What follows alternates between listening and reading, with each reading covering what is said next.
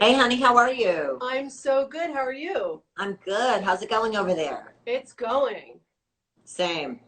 So I'm like noticing your shirt. I just liked your post. You were like doing a Lisa Rinna toast on your Instagram. Like, what was We that? had to, anything to like keep yourself entertained in quarantine. Totally.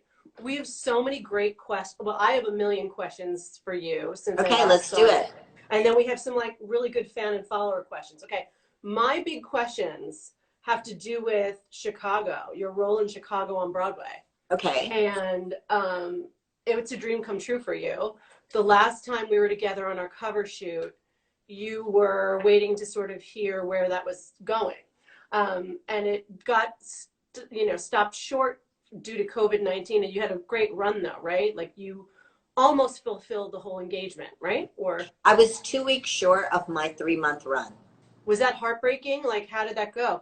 No, it wasn't heartbreaking because I feel like, you know, I I'd spent a month rehearsing the month of December, and we did January, February, March shows, and so it was 2 weeks cut short in March. I felt like I really got the full Broadway experience. I loved every minute of it. I've never been more challenged, and I've never had Good. fun. Yeah, I mean, I can't say enough nice things about it, and the people in Chicago were very kind to me, and I really enjoyed my time in New York.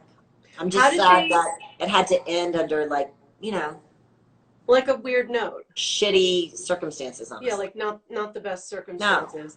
How did they tell you? I mean, did the crew just find out via like New York City government, or was there like an official announcement by the team to the team? We had a cast meeting, and it was told to us that, they were watching the situation very closely, and then the governor shut down Broadway 2 days later. Yeah. How did how did rehearsal and prep for Roxy Hart, how did that compare to prep for Erika Jayne? Like, Well, it's two completely different things. which is one more grueling than the other, or? Sure. A Broadway show where you do 8 shows a week is incredibly grueling. I was a guest into a very established group of people, into an established musical. So it was, it was fitting in and finding your way in the production. And thankfully, everybody was really kind. When you're doing the Erika Jayne show, you're doing the Erika Jayne show, so it's on Right. my, anything I want to do. But definitely stepping into Chicago was a great experience. It's always hard fitting into a whole like cast and Yeah, you're crew and fitting way. into a whole theater, honestly. Did you have to, Erica, did you have to, was there a whole like, you know, did you get a whole rundown from crew on like where everything was and how everything worked? How long was that like pre-pro process? I had a month of rehearsal, and Yeah, so it entailed all of that, right? yeah, I would be in the theater working on numbers, and then they were kind enough to show me around and show me backstage and all the entrance and exits and all the cues, and then Right. you do your put in, and then you perform that night. The put in is what I would call a dress rehearsal, which is the first time you put on the costume, you step in front of the orchestra with the full cast. That's at like at noon, and then you go to the 8 o'clock show. So it's pretty Wow. intense. Very intense. What was it like living in New York? It's where you started out. How was that for you? Well, it was Was 30 it years weird? later. 30 years later, 30 years kind of, later. I know I kind of completed this circle. It was great. I lived in a part of town that I would have never lived in when I first moved to New York, which was on 42nd and the West Side Highway. Well, you were And right where you were working, right? I mean, that's I stayed close to the theater. I didn't want to be too close that I couldn't get away, and I didn't want to be too far that like I spent my life in traffic. So I was close enough to walk to work, especially during rehearsals. It got a little chilly, so I didn't walk to work, obviously, when did it people started the show. recognize you on the street? Yeah, every now and then, for sure. Yeah, for sure. People be like, "Oh, hey, I'm coming to the show," especially when you walk in. Yeah, Sometimes everyone's people are waiting. picking up their tickets and stuff. Stage Sure. door, right. Speaking of starting out in New York, the first episode of Real Housewives of Beverly Hills this season documents you returning to the go-go bar that you danced at when you were a kid. No, but really, what were you?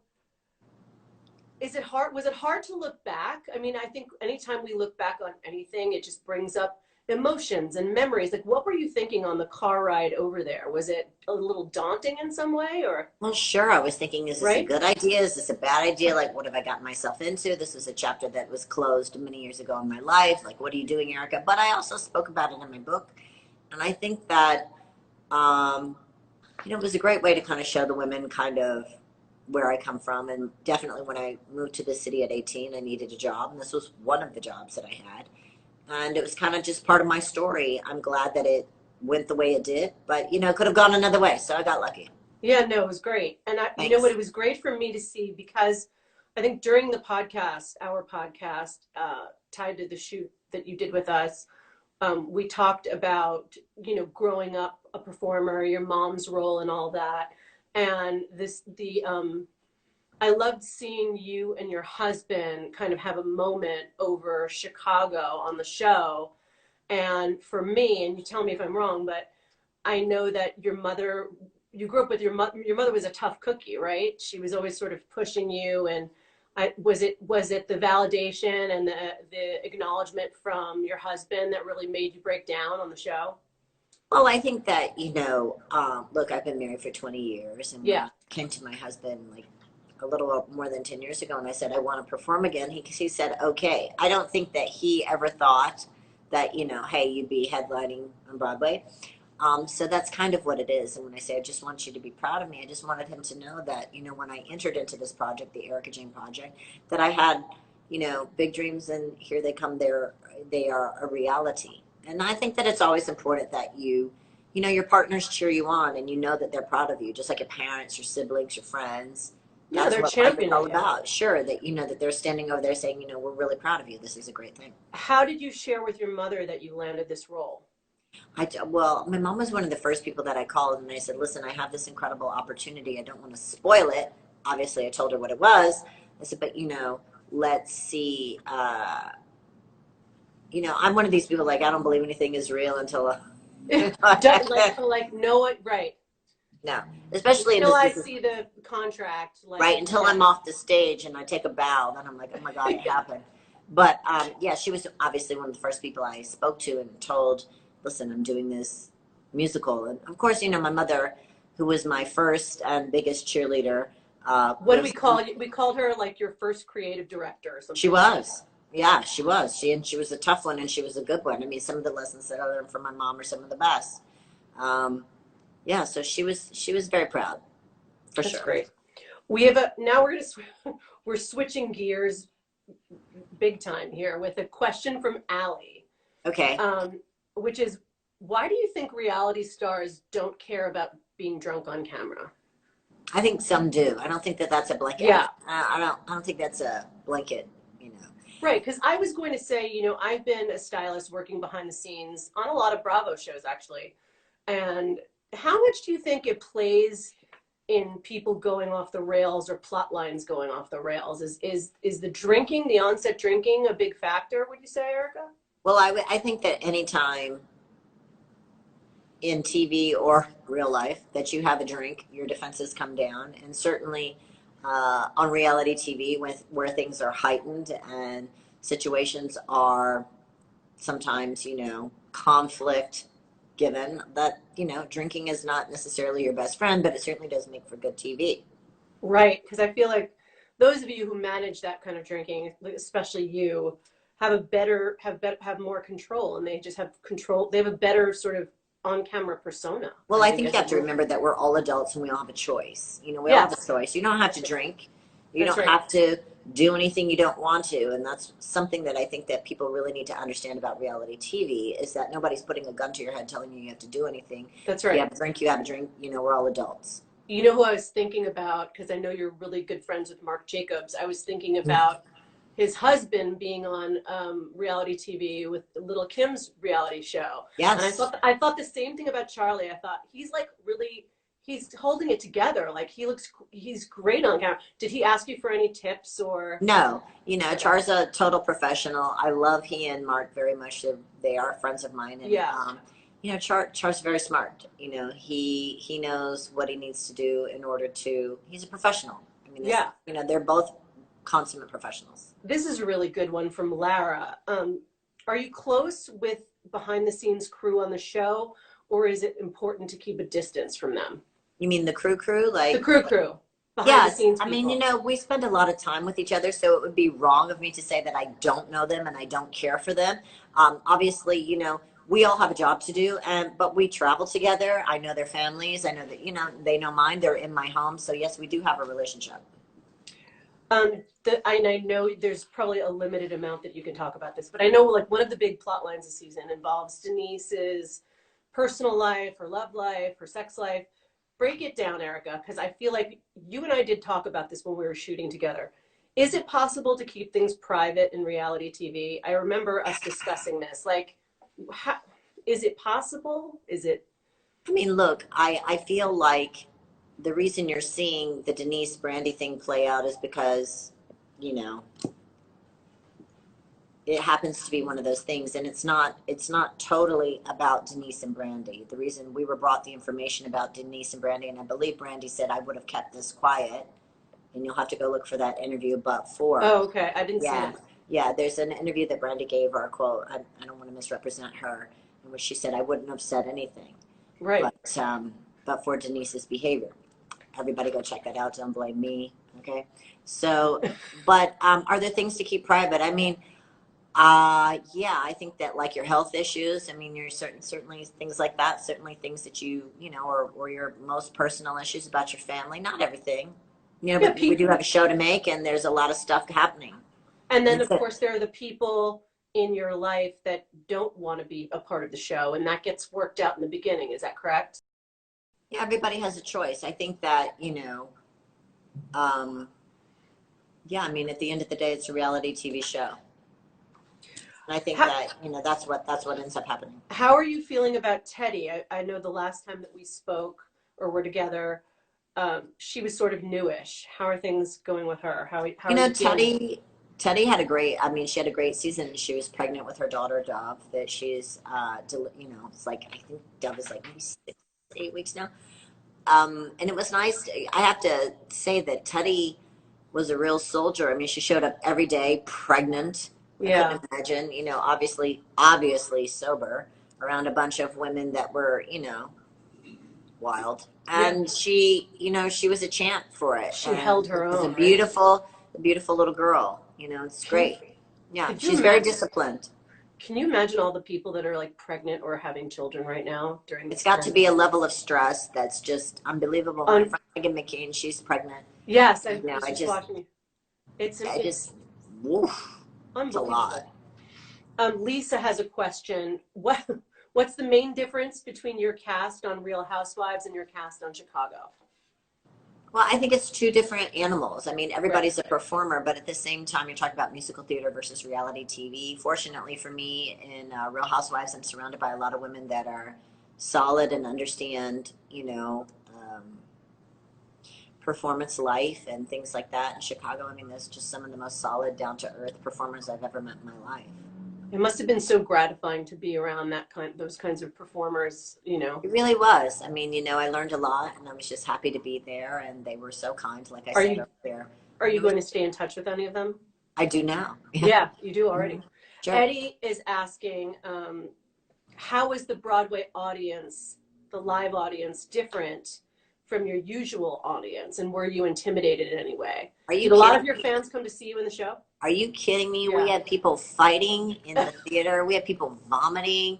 We went up in sales. The liquor sales had never been better. Like, people were having a great time. I saw phones come out, people screaming at the inappropriate times. I love you, Erica. Oh, Like in the that's middle so of great. like a serious scene. It's fucking phenomenal. Thank you, everybody that came to see me. I wish I could have made it. I can't believe I missed it. Next Without time. next time, without discussing the season, again, why do you think Sutton? This is my question. Why did Sutton come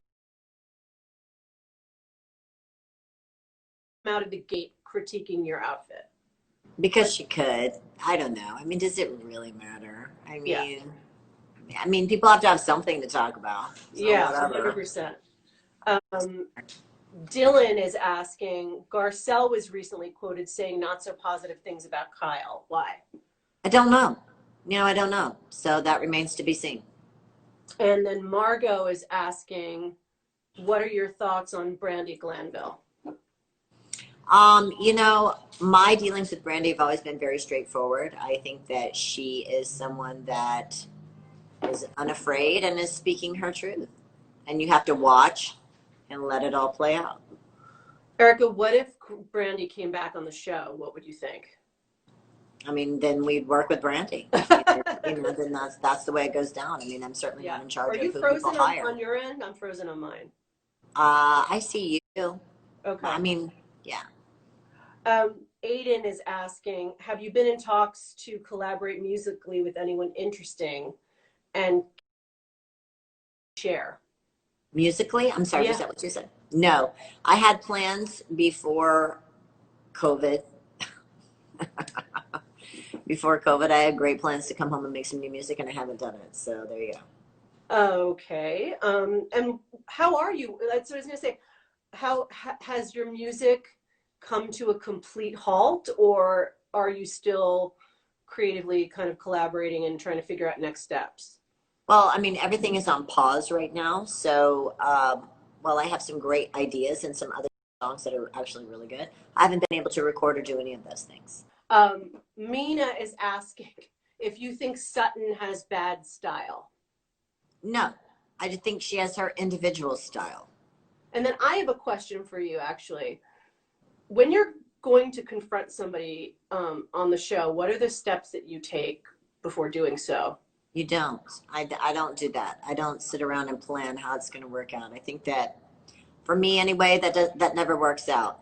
You need to operate from your heart and your gut and how you really feel. The moment you try to push something, the audience can smell it. I mean, honestly, I'd rather be thought of as like boring and quiet than aggressive and not natural. I mean, that's how I feel, but that's my opinion. I would just much rather, like, if I'm not feeling it, I'm not pushing it. If I'm angry, you'll know. That's true. That's a huge difference between you and a lot of the other people we see. There's no need to push it because the audience is too savvy. They can smell it. 100%, 100%. Dylan is saying that Garcelle, and I think I read this as well, was recently quoted saying not so positive things about Kyle. Why? I don't know. You don't know? I don't know. Okay. And we were talking about Brandy Glanville. What we should just recap that one. What are your thoughts on Brandy, and would you be like, what if she came back on the show? Hey, listen, you know, Brandy was a member of this cast, and she may be again. I have no idea. I know that Brandy always tells her truth, and she is who she is, and you know, you have to respect her for that. And Tommy's asking, and I'm curious too, how are you spending your days in quarantine? Oh my God. I wish I had more like incredible things to report, but I just don't. I wish I was totally inspired during this time, but I'm not. I knew I was going to have a break after Chicago. I just didn't know it was going to be like this. And it's a big break. It's a big break. It's kind of like the whole world came to a big pause, you know, like a screeching halt. I would love to say that I came up with some amazing shit, but I just haven't. I have a question. How are you? I mean, we're all facing this. Like, I have an extensions issue. Like, how are you getting glam at home? And like, what beauty routines more so, what beauty routines are you hanging on to, and which ones are you kind of discarding for now? Because you can't. Well, these are my press-on nails. I mean, if I were to take, no, I'm not bullshitting. These are press-on nails. Yeah, so I'm not getting manicures. I mean, obviously I can do my makeup, but this is my hair. Right. And, you know, I'm not wearing a lot of makeup unless I'm doing things like this, which is nice. Your skin, your hair, your nails get a break. And, you know, just that part is okay. I mean, that's kind of like a great way of looking at it. Well, you know, I put on so much makeup for months on Broadway that it's actually nice to let your skin breathe for a minute. My hair was underneath a wig for a while, so it's kind of nice to let everything just kind of calm down, grow out. Would I love to get a facial? Yeah. Would I love to go to the plastic surgeon and get some Botox and filler? Yeah. But I haven't been able to. Incredible. Thanks. I got a lot of light on. I got a lot of light on here to blow out any imperfections. No, I love your at-home setup. It's so chic. And people are commenting it in the chat as well. They love your shelving. Okay, so quarantine. Let's do a little lightning round of quarantine. Okay. Quarantine edition. Go-to outfit in quarantine. Sweatpants. Like everybody else, right? Forgive me, Karl Lagerfeld. Rest in Yeah, peace. nice high-end sweatpant. Yeah. Go-to snack. Oh God. I mean, anything I can get my hands on. Usually something sweet.